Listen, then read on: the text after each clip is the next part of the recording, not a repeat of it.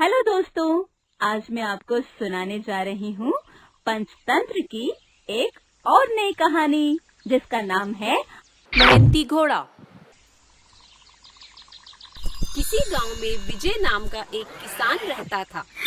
विजय के पास एक घोड़ा था जो काफी बूढ़ा हो गया था। घोड़ा कई वर्षों से किसान के पास था। घोड़े की जवानी के दिनों में किसान ने उससे खूब काम लिया था, लेकिन अब घोड़े के असमर्थ होने की वजह से वह उसे घर से निकालना चाह रहा था। किसान घोड़े को घर से बाहर जंगल में जाने को बोलता है। देखो, तुमने मेरी बहुत सेवा की है, लेकिन अब तुम मेरे किसी काम के नहीं हो और तुम्हारा खर्चा मुझसे नहीं उठाया जा रहा है। तुम यहाँ से कहीं दूर जंगल में चले जाओ। घोड़ा अपने मालिक से दूर जंगल में अकेले रहने के बारे में सोचकर बहुत उदास हो जाता है। अपनी उदासी जाहिर करते हुए वह अपने मालिक से कहता है, मालिक, मैं आपका बहुत पुराना सेवक हूँ। मैंने अपनी पूरी जिंदगी आपकी सेवा की है। मैंने हमेशा आपके साथ वफादारी दिखाई है और कभी भी मेहनत करने से मना नहीं किया।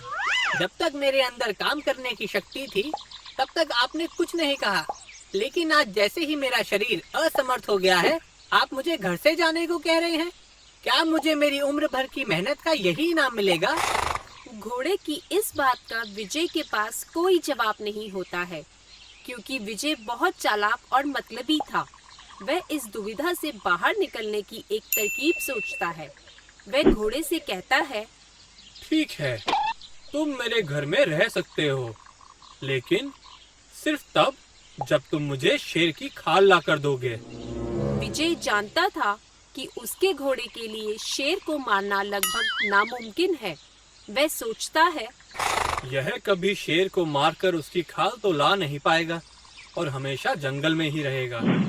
अगर यह शेर की खाल ले भी आता है तो मैं उसे बेचकर इतना धन तो कमा ही लूंगा कि इसका खर्चा निकल जाए। किसान की बात सुनकर घोड़े के पास जंगल में जाने के सिवा कोई चारा नहीं बचता और वह जंगल के लिए निकल जाता है।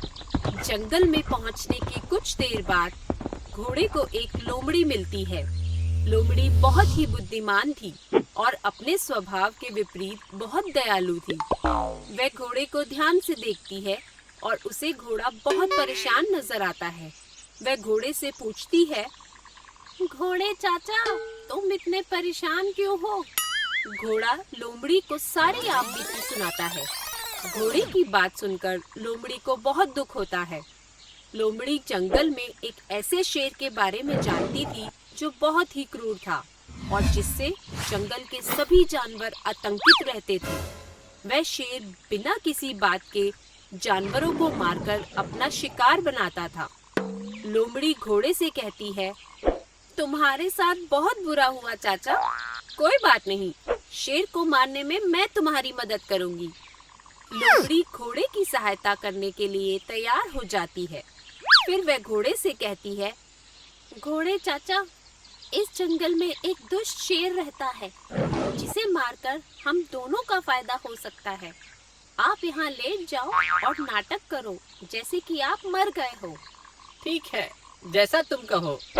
घोड़ा लोमड़ी पर विश्वास करके लोमड़ी की बात मानता है और जमीन पर ऐसे लेट जाता है जैसे कि वह मर गया हो। फिर लोमड़ी जंगल में उसी शेर के पास जाती है और उससे कहती है, महाराज, मैं आपके लिए एक अच्छी खबर लेकर आई हूँ। कैसी खबर?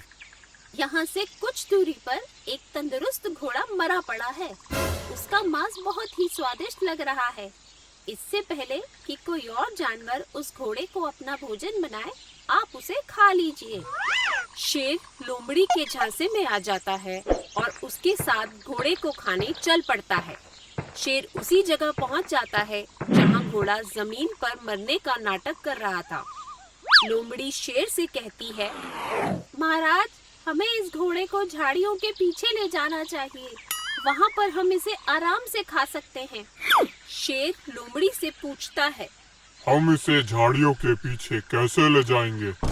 महाराज, मैं आपकी पूंछ उस घोड़े की पूंछ के साथ बांध देती हूँ। आप इसे घसीटकर झाड़ियों के पीछे ले जाइएगा। लोमड़ी घोड़े की पूंछ को शेर की पूंछ के साथ बांधने के बजाय फटाफट शेर की टांग के साथ बांध देती है। फिर वह घोड़े से कहती है, घोड़े चाचा, फटाफट भागो। घोड़ा तेजी से भागना शुरू कर देता है। सब कुछ इतना अचानक से होता है कि शेर खुद को संभाल नहीं पाता। घोड़ा बहुत तेजी से भागता रहता है और शेर को किसी मरे हुए जानवर की तरह घसीटता हुआ ले जाता है। शेर कभी नुकीले पत्थरों से टकराता या फिर झाड़ियों के बीच चोट खाता हुआ जाता। ज्यादा घायल होने की वजह से उसका काफी खून बहने लगता है। शेर दर्द के मारे कराहता रहता है और घोड़े से रुकने के लिए विनती करता है। मर गया, रुक जाओ। घोड़ा तेजी से भागता रहता है। आखिरकार शेर हिम्मत हार जाता है और ज्यादा खून बह जाने की वजह से मर जाता है। घोड़ा भागता हुआ जंगल के बाहर अपने मालिक के पास जाता है। विजय मरे हुए शेर को देखकर बहुत खुश होता है और घोड़े को घर में रहने की इजाजत दे देता है। तो बच्चों, इस कहानी से हमें ये शिक्षा मिलती है कि हमें कभी भी किसी की क्षमता पर संदेह नहीं करना चाहिए और जीवन में कभी भी हार नहीं माननी चाहिए। दोस्तों, अगर आपको ये वीडियो पसंद आया हो तो इसे लाइक करें, चैनल सब्सक्राइब करें और हमारे कार्टून शोज सबसे पहले देखने के लिए बेल आइकन दबाना ना भूलें।